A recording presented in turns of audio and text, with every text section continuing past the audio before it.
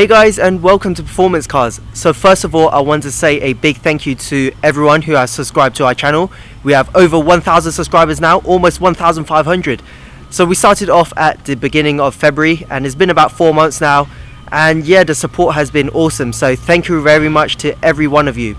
Anyways, today I have traded in my Accord Type R, if you remember that video from earlier on, to this Integra Type R DC2. It's also in black and it is 96 spec, so we're going to do a review on this car and we'll see how it does. So as I mentioned earlier, this is the 96 spec model Integra Type R DC2. Ever since I picked it up from the owner, I have removed all the stickers and just given it a clean, bar this Type 1 sticker. Type 1 is a tuner who has very close ties with Spoon Sports, so I'll just leave that one on there. This has a J's Racing style carbon bonnet. Headlights have been tinted in yellow, and this reminds me of the Le Mans 24-hour race cars. Carbon front splitter with a carbon intake, also a J's replica I believe, and also some canyards on the sides. That's the other one, and you can still see the Transformer sticker that was on there. So it just shows how long the sticker was on there, and the sun has, yeah, left a mark on it. So moving on down to the side, we have purple SSR wheels. These are 16 inches. The tyres are 215/45/16 Hankook RS2s at the front, and on the rear it is Bridgestone RE002s, and these are 205/45/16s. The suspension themselves, they are Meister R, fully adjustable, or damper adjustable should I say. And to the rear have a gurney flap. Lacquer unfortunately has peeled off, so the finish is not the best. And on the rear windscreen, just a Spoon sticker, and you can just about see inside it has the PLM X-brace. Down to the rear, a 98 spec rear bumper. The exhaust is a Fujitsu RM01A, and this is not fistable, just too small. Oh, and while we're here, this sticker, we did the AE86 video recently, and if you watch the initial D series, that is the actual writing from the tofu shop, so we decided to keep that there for now. So I didn't mention the discs. These are running the larger 282 discs with the twin pot calipers, rather than the 262s from the normal 96 spec DC2. So we're going to pop open the engine bay now and take a quick look.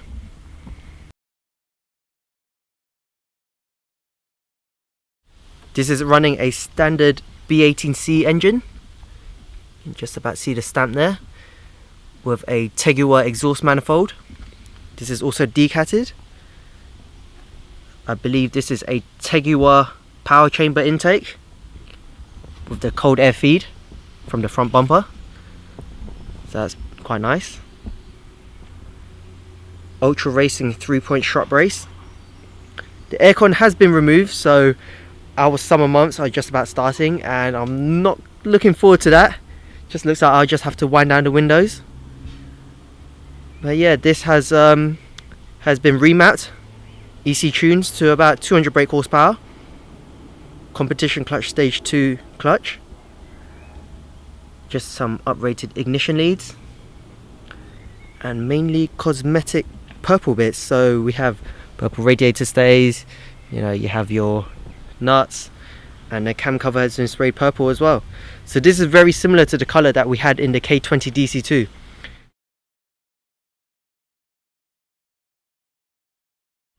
So we have some genuine Honda Integra Type R wind deflectors, and just moving on to the inside, a detachable steering wheel, the Boss. While the steering wheel is off, I can just show you the dials. So very similar to the K20 DC2, except this has no ABS or airbags, so the passenger, there's no airbags over there. Of course the steering wheel doesn't as well, as it is a Nardi steering wheel. Twin Recaro seats, the door cards. This is different to the RX model, and we don't have that lovely aluminium side, it's just plastic. And also, compared to the RX model, this has normal pedals, so very similar to the Civic EG. Center console, the same carbon effect, all the controls, and the head unit. Gear shifter has a dual bend, and the don't shift miss badge as well, same as the K20. We also have a badge underneath the handbrake that says Integra Type R. I'm not too sure if you can see that, the sun is just about in it. And an armrest. And as you saw earlier from the outside, it has that PLM X brace. This stiffens up the chassis, but I will be removing this and putting back the interior, as this will be the daily. S2000 is not really a daily car. But anyways, we'll go for a test drive now and we'll see how this handles.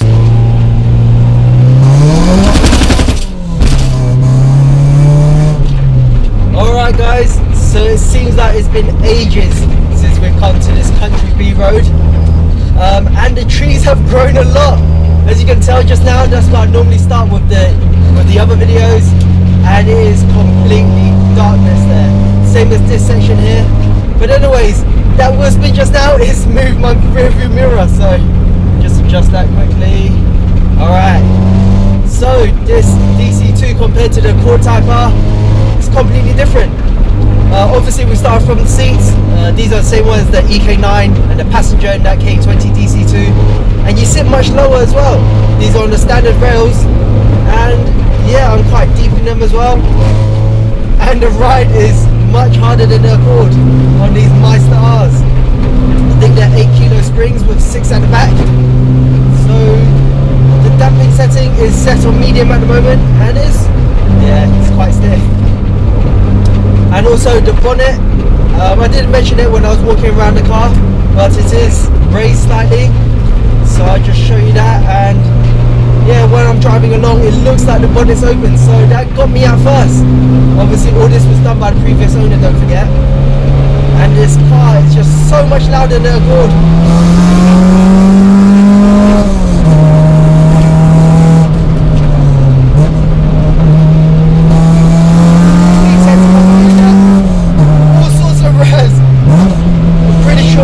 It come in at 4,000, and then after came in at 5,000, so it just depends on the map, how it was mapped really. So if I'm at 4,500 at the moment, if I put my foot down,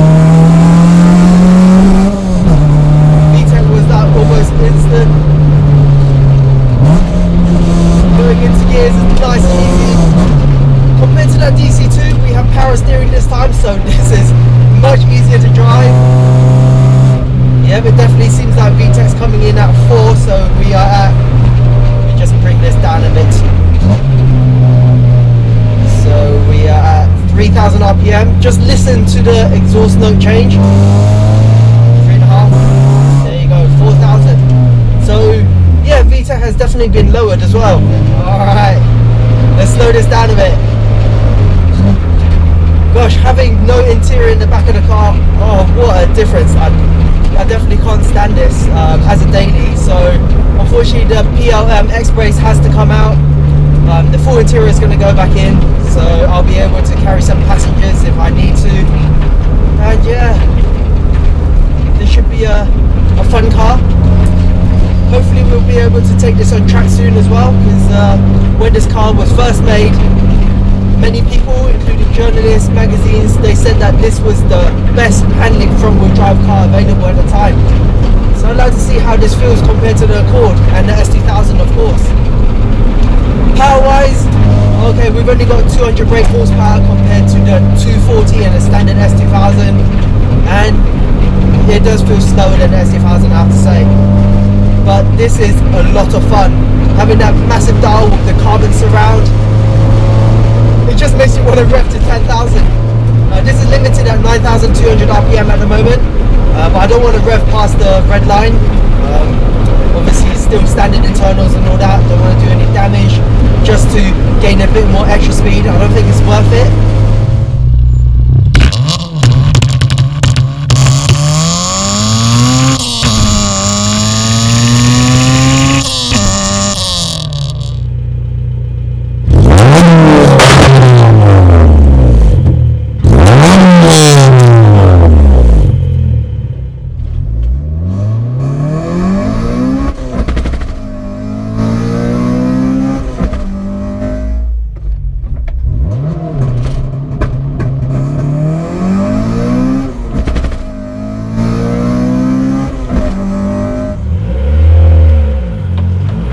A 96-bit Honda Integra Type R weighs in at 1,101 kilograms.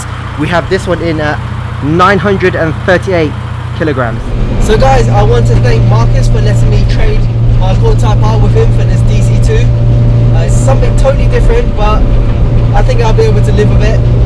And also I want to thank all 1,430 something of you guys who have subscribed. I've literally just checked and that's the number we're at the moment. So hopefully this number will go on to 10,000 and hopefully 100,000. But yeah, big thank you to you guys. Without you lot, I wouldn't be making this content. I wouldn't be reviewing cars and doing what I love most, which is driving performance cars. So many thanks to you guys. Take care, drive safely, and I'll see you guys soon. Hey guys, and welcome to Performance Cars. So today I have a Mazda RX-8, which is the successor to the Mazda RX-7.